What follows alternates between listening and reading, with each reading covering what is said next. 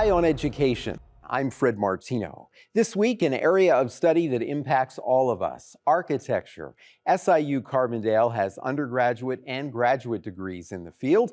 Today, we'll learn more about those programs. We'll find out how environmental design is more important than ever, and we'll hear some thoughts on form as well as function from an expert. I am so pleased to have with us Craig Anz. He is SIU's Director of Graduate Studies in Architecture. Craig, thank you so much for being here. Thank you for inviting me. It is good to have you here today. And, I want to just start with the basics. I mentioned that the architecture programs at SIU include both undergraduate and graduate programs. Tell me about those. Well, School of Architecture is actually composed of fashion studies, which includes fashion styling, design, and merchandising. And we also have an interior design. We have a minor in construction management. We have an architectural studies program, which is a pre-professional degree in design. And we have our architectural master's, which is actually the only IPAL in the state, which is integrated pathway to licensure for our master's professional program. Okay, so a lot of different areas. People may be surprised to hear that, because I think when they think of architecture, they think of one thing. They think of buildings and how buildings look on the outside. But as you mentioned, you even have in the undergraduate area interior design and fashion design in your series of programs.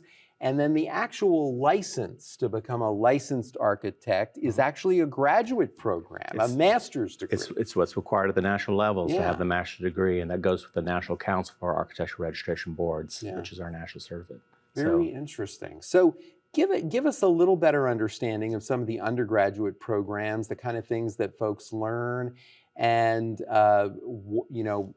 how those programs prepare you.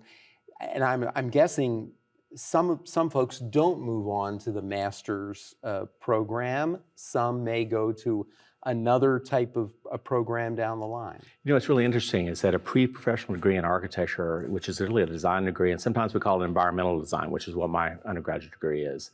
It includes everything from gaming design, set design, CG in movies, all the way up into urban planning and civil engineering and other things that other fields go into. So yeah, not everyone goes on to the Master of Architecture to get that license, but they go into other fields. In fact, every time you see a movie where you've got really cool cities in the background, those are usually architectural background designers doing it.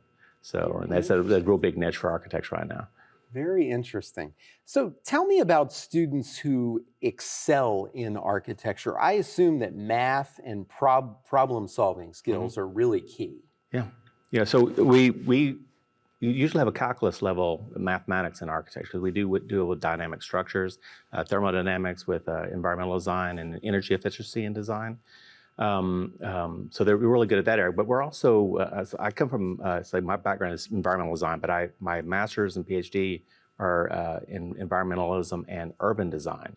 So we're dealing with large problems of the 21st century challenges. And we know that some 65 or 75% of the population of the future will be living in cities. And then we're seeing changes in those cities in equity, which is big issues we're dealing with, environmental interfacing, new forms of transportation that we're having to design for. And so we're dealing with what we call complex or multidimensional problem solving. And we do a lot of urban design and community development in our program. And we'll talk about a little bit that later, I think, with our community transformation work, which we're dealing with is something akin to the design sciences, which is called wicked problem solving. So we believe in problems that are multidimensional, often do not have solid singular dimensional answers. And so we're dealing with these fourth generation type multidimensional problems. So you really have to, when you get into this field, be ready to tackle things that are very complex and be prepared for that. Well, what's amazing is our students, by the time that they're in their senior year, are game changers. I mean, they're amazing people who are just naturally thinking that direction. And our current seniors right now are just, every day surprise me. They just when you ask for one thing, they give you 5 more things that they know have to be solved in relationship to the one that problem at hand. You mentioned the students. How has the student population changed in the program over time? You've been doing this a long time. We're seeing our population change in diversity. automatically. We often ask about diversity, equity, and inclusion, but our program is dealing with complex problems. So you're dealing with people with multiple answers, and so we're starting to see increased diversity happening within our problem solving just naturally, right? Because the communities we service as architects are diverse communities. We're starting to see people come from the communities that we work with. We're starting to see a larger percentage of, for instance, Hispanic students in our program coming from Chicago, and they're our best students. I mean, they're amazing people coming from urban fabrics, and they're ready to change the world. And they know that's what our problems are about. Is about we consider ourselves a transformative and revisionary profession, and they come in and they're rock stars. So that's great. And coming from Chicago, seeing a lot of different types of architecture, and a great town to see architecture, right? It's one of the best. Yeah. Yeah, it's really great. Well, you mentioned environmental design. This is an area of expertise for you, but also an area that more and more students need to be thinking about. It's so important, not only for, there's a demand for it, but important to the planet. How has this changed the program at SIU? Well, we've always been grounded in environmental design, and that environmental design it's not just ecologies and our biological interface, but it deals with social interfaces, for instance, and economic interfaces, right? So we're having to deal with, the surplus of money has to be available for any form of architecture or urban planning. So we're having to deal with those issues in complex. So our environmental design is really multifaceted, right? So we see it as energy solving, we see it as equity solving. We're seeing large percentages of migrations of people coming into cities that are culturally different. There are now sharing spaces. So that environmental problem is always multifaceted, and that's why it's always been rooted in environmental design from the beginning. And then the outcome of that is the built environment. And we often say this is kind of a Buckminster Fuller approach. The best forms of design are invisible because the best ones work without you knowing that they're there, right? So, cell phones have just merged into society, and we don't even notice them anymore, and they're phenomenal designs. But our cities work the same way. The best forms of it, you don't even notice because they work so well. Very interesting. Well, despite advances in building for efficiency, it's very interesting to me that there are still many homes and other structures that are out there that are built without even the simplest of improvements, like very robust insulation, which today through technology can be done so much better than in the past. Solar power, we're seeing more of it, but it's still, it's not ubiquitous in construction, even though that the technology is there and it can be used in so many areas and generate a lot of power. How do you think this can change, ensuring that new buildings include basics like this?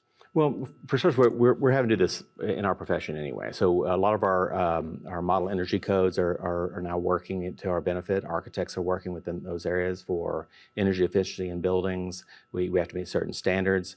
We're also starting to see in certain areas where we're having to build for ahead of time for disaster resilience as well. So those have to be built into the architecture. I think what you're seeing in a lot of cases is fast production building by developers, which is kind of going untethered.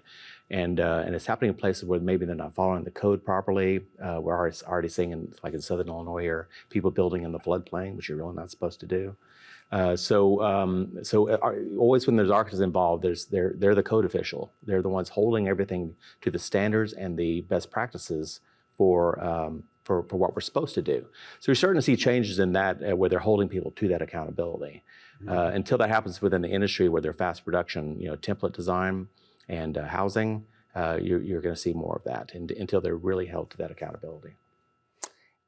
Do you think that the answer to ensuring that when folks go and purchase, especially a new home or even a business purchasing new construction, do you think the answer might be more regulation to actually improve those standards and then the enforcement? So the folks who inspect and make sure that what is required in the law, whether it be an R factor for insulation or some kind of other technology, that it's being done. We have to hold it to the standard first, the regulation first. And it's one thing to build one home, but when you build 4,000 of them in one setting, then it multiplies the problem. Right? So yes, they have to be held to that standard, and yes, there has to be greater levels of inspection and follow through on that, because the sheer amount of multiplying that across fabrics. And so yeah, I mean, they have to be held to that. And I think you're starting to see changes in that when, and there need to be changes in how insurance is involved as well. It's like when there's a disaster, the insurance pays to put it back the way it was, instead of saying, how could we have done it better, right? So I think that's one aspect of design that has to be put back in, is we should be revising our methods, not just repeating something we know was in harm's way or vulnerable. Right? Okay, very interesting. I have seen buildings not only designed for energy efficiency, but also constructed with things like rooftop gardens and ways to capture rainwater, particularly important issues in the West, where many people have been seeing very severe effect from a mega drought in the West. Well, a lot of what we're talking about when we talk about green roofs and that kind of, I guess it falls under what we call performative landscapes. And so it doesn't matter if it's on a roof or it's your front lawn or it's a park. I mean, remember, Millennium Park is a rooftop garden, because there's one big parking garage underneath it, right? So it's back to that ubiquitous design. You don't even realize that it is one big green roof. In Chicago, correct? Yeah, yes. Which is a phenomenal, it's an amazing park, Yeah. right? And so we call those performative, right? So, but in the West in particular, you're starting to see where they're holding people to rainwater collection and cistern, right? And you're also holding them to xeriscaping, where you're putting in landscape that is natural and doesn't require that level of watering. When they start putting in lawns to try to look like a Boston area, green space, then that's problematic in places like Arizona, or try to maintain the golf courses out there, right? Yeah. So you're starting to see more and more of this kind of water retrieval systems. We do what's called ecosystem resourcing, where we look at the performative value of a landscape on how much water it can hold, how much it can shed, how much it's going into plants. We use bioswales and other mechanisms to do that, and we're looking at how we interface with those areas as well. This also includes our interfaces along conservation areas, wetlands. We know that wetlands now are worth more than urban spaces, especially during a flood, because they're capturing a lot of water that would have gone into your urban areas and caused damage. So we're starting to use these to our benefit in what we basically call performative landscapes. Very interesting. And the technology keeps changing. I mean, it is amazing to me, some of the things that are being developed right now in thinking about getting a chance to talk to you today. I just happened by chance to be watching a television newscast, and there was a story about a technology I wasn't even aware of, which is becoming more and more common, that I would imagine architects have to think about, called smart windows, and how they are becoming more and more common in buildings and I wasn't even aware of this technology. Can you talk about that, the notion of the idea that you can have windows that help block the sun automatically? We're starting to see whole buildings that are done in smart systems, right? So you have your windows, which can change. We have windows that are starting to use nanotechnologies, where they can change by just changing the temperature or the electric current that goes through it. It'll change it. You're starting to see people use things like aerogel, which is a material that has very little thermal transmission capacity, but it's absolutely clear.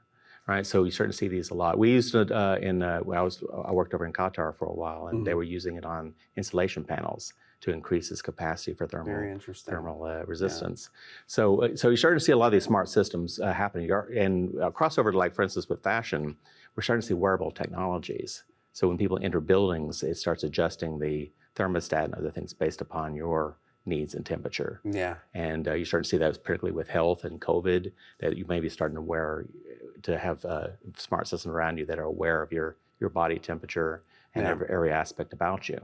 And so it's not just the windows, it's the flooring systems now have conductive systems in them. The wall systems do it. You name it, they're becoming smart systems. And we're starting to see smart planning happening along the same lines, where this translates to self-driving cars and other things within our environments, which are working for us. And they really can make a difference. I mean, this particular story I saw where they showed these windows where they're hooked into the system in the home, the electric system, and they know when the sun is brighter to make the window darker so that the home doesn't get as hot. And the story claimed that it could save 20% on the air conditioning bill just by having this window. And then conversely, in the wintertime, when you want to let that sunlight in to warm up the home, so you're not using as much heat, does that too. Yeah, we have a couple of terms we use. One is called biomimicry, where this is also an environmental design term, where we want buildings to start acting like biological systems, where like say a lizard that raises its skin ever so slightly to allow air to flow over it.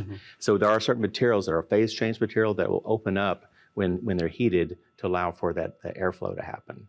And then there's window systems that also do the same thing. They're phase change materials, right? So energy, environmental design, these are all things that we're hearing more and more about. They're becoming more and more common. Unfortunately, another thing that's become very common in the last couple of years is inflation. And I want to address this because I have personal experience working, learning about a construction project that due to recent inflation, the cost of that project has gone up an estimated 30 to 40%. So essentially architects were told, go back to the drawing board and scale this down because what we had originally hoped to do, we can't afford any longer. How can educational programs prepare students for these kinds of enormous challenges when you're working in the field? For sure, we in our minor in particular with the construction safety, we have estimating courses in there and project management courses which deal with new materials, right? So we do have some materials now that are coming into the market that can reduce that cost. We're also know that, like for instance, our predecessors had to have a lot of decoration on their buildings. We're starting to remove a lot of that and be much more. The building is becoming more and more a performative machine where we live, right? A smart system, and less an ornamented box, as we say, right? And the other side of it is that, as I was saying earlier, is that all architecture, urban design requires a surplus of income or surplus of economy or the anticipation of it. And so we know that we're designing buildings now that over a large period of time, it's taken out via a loan or whatever it may be. If we can get a building to be more effective and efficient over time, then it has a return on investment in the long run. So if we can get buildings to use less energy and cost less to operate, cost less to maintain, over a lifespan, over a life cycle of buildings, then the return on investment, say 5-10 years down the line, reduces that cost, right? We're also seeing that, especially when we talk about housing and material costs, we're already seeing that building housing in like isolated areas is not to anyone's benefit anymore. So we're starting to see mixed use, mixed income developments mixed with amenities and revenue generating economies like restaurants, offices, and other things within proximity. So people drive less, they spend less on their gas, they have more money left over for leisure.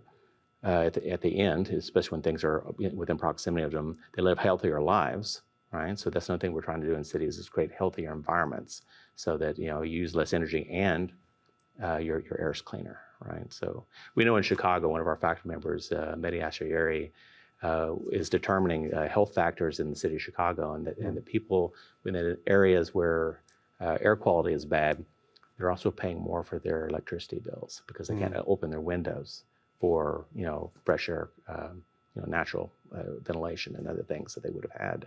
Very interesting. So it's an interesting correlation between those things. So we always look at the long-term value, right, the return on investment for our clients, and we do teach that within our program, particularly in the construction management. But we also have it in our pro practice course and in our systems classes as well. So it's interesting in that last question you noted that with many of the other changes, in general, buildings are becoming less ornate. However, aesthetics is still part of architecture, and there is a beauty in sometimes the simple design and the design that may not necessarily be ornate, but has a natural aesthetic quality through its design. Tell me about this in your program and how you help students get their own style in terms of the aesthetics they like to bring to their work. So, in top of the kind of complex problem solving, which is, ask more complex questions about a problem. I'm also a big fan of Warren Berger, who says, ask more beautiful questions, right? And so we often get into our problems. Like right now, we're working on a competition for a spiritual space. And we're asking the question, what is it that separates this from how other spaces operate? How do we create places where people feel bliss, where people feel delight, right? And beyond the commodity of the building itself, right? So we know a lot of modern architecture and modern art has extraordinary aesthetic qualities without having to have an application on it called decoration. The spatial capacities themselves are where the beauty lies. And sometimes even the material, right? I mean, I've noticed that on what I would call modern buildings that may be, full of a lot of windows, and they may not be ornate, but they have little touches like a panel with wood or a panel with metal that really adds a unique look to the home. And even the windows themselves may add some, particular style to the home. Mies van der Rohe used to say, God is in the details. So it's how you handle it. But we also know that part of the aesthetics of a place is, like I said, is a spatial thing. And so we know that creating positive interactions between people is also a form of beauty. And so creating great public spaces in cities, like I said, it becomes backdrop, and people don't even realize that they're living beautiful lives. Yeah. That's right. Well, let's talk about people. I know the architecture program has been involved in what you call community transformation initiatives. Tell me about those. Well, we've big emphasis in our program, like I said, urban design and community development. All of our faculty do some form of research and work in this area. And we teach it in our fourth year studio. We teach it in our regional studio, where we look at what we call grand challenges. The kind of how communities, how big problems can be solved, through design. And so we've been working with communities here since I arrived here in 2004, in various ways. I'm on Carbondale Main Street's board, and kudos to Carbondale Main Street because they do a lot of things in the downtown that people don't even realize they do. And so they do amazing work down there. We also work with some communities here that have been flooded, right? So, like Olive Branch in Alexander County, we worked with a transformation project down there where it was part of a FEMA buyout project, but we were also trying to say how a community could rebuild in durable and resilient ways and form great relationships. Our most current project has been in Venice, Brooklyn, and Madison of Metro East St. Louis. And we had Ed Hightower, one of our board trustee members, and we developed a great collaboration between SIUE, their Successful Communities Collaborative up there. Kudos to these guys as well. They've been phenomenal to work with. Connie Spurlock and these ones up there, Courtney Breckenridge. We've formed an immediate great relationship with these guys. And so what starts off with a simple summer studio supported by an Illinois Innovation Network grant, which is small amount of money, has turned into millions of dollars worth of infrastructure and upgrades for a community already, moving in that direction. And so it's a small momentum to generate ideas and images of how communities could work, and people start getting on board. So we hope that continues, and we hope to keep our foot in the door and build long, really lasting relationships, not just with our communities, but with SIUE. I can't stress, the importance of collaboration. We can solve great things together. Yeah. Right? So in a larger way, this is really interesting to me, connected to some of the community transformation work that you're doing in your program. There has been some research that I'm sure you've seen, and folks watching this show have seen, that indicates students in general today are interested in making a difference through their work. So they're interested in environmental and social justice issues. Those are particularly important to them. Are you seeing this as a professor today, that more students are So, yeah, you Yeah, have. so right now we have a student going to Dominican Republic for spring break. Who's working kind of a mission work down there, but it's also building, right? So, they see them making a difference in communities and where they go. We have another student who's joined the AmeriCorps right after the state. I'm just couldn't be more proud of her. And so, we've got some really great people. And for their thesis, the common topic is how to fix something, how to revise something in a community. So you're seeing these people, they know that what they're doing was going to make a difference. Craig, send them our way. They'll be on the next show. Yeah, they're already outdoing me. I can't wait to see some of the work that they've been doing. Thank you for being here with us today. I appreciate it. Good to have you. Getting the good word out. That is Eye on Education. My guest was Craig Anz. He is SIU's Director of Graduate Studies in Architecture. For all of us at WSIU, I'm Fred Martino. Thanks for being here and have a great week.